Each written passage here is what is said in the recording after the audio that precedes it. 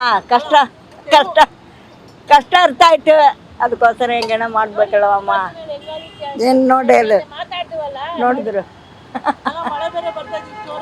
ನೋಡ್ರಿ ನೋಡ್ರಿ ಏನು ನಮ್ಮ ಸಾವುಕಾರ ಇದ್ರ ಇರೋ ನಮ್ಮ ಮನೆಯಲ್ಲಿ ಇದ್ದು ಏನು ಪ್ರಯೋಜನ ಇಲ್ಲ.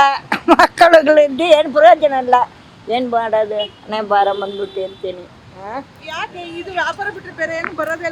ಏನು ಬರೋದು ಏನು ಬರೋದಕ್ಕಾಗೋದಿಲ್ಲಮ್ಮ. ಏನಮ್ಮ ನೋಡ್ರಿ ನೀವೇ ಹೆಂಗ ಹೆಂಗೇನ ಮಕ್ಕಳೆಲ್ಲ ಇರ್ತಾರಮ್ಮ. ಏನೇ ಇದ್ರಾಳ ವಯಸ್ಸಾಗ್ಬಿಟ್ರ ಮಕ್ಕಳು ಮರಿ ನೋಡ್ಕೊಳ್ತಾರ. ಎಲ್ಲಿ ಅದೇ ಎಲ್ಲಿ ಅಮ್ಮ ನೋಡ್ಕೊಳ್ತಾರೆ ಎಲ್ಲ.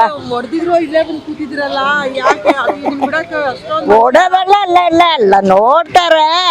ನಾನೇ ಟೈಮ್ ಇಲ್ಲೆಲ್ಲ ಹೊಡೆದಿದಾರಲ್ಲ ನಿಮ್ದೆಲ್ಲ ಇದನ್ನ ಕೂತಿದಿರಲ್ಲ. ಹೌದೌದೌದು.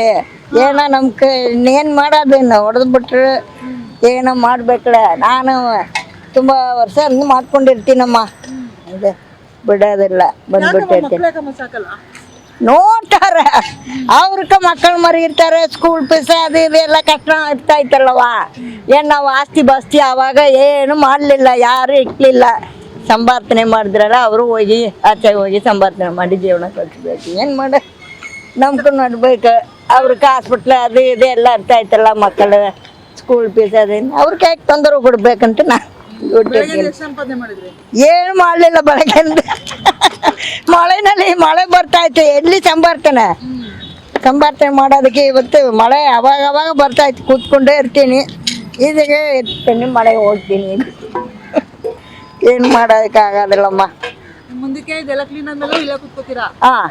ಎಲ್ಲಿನೋ ಒಂದು ಜಾಗ ಇಲ್ಲಿ ಜಾಗಿನ ಮೇಲೆ ಇಲ್ಲೇ ಕೂತ್ಕೊ. ಇಲ್ಲೇ ಕೂತ್ಕೊಂತೀರಾ?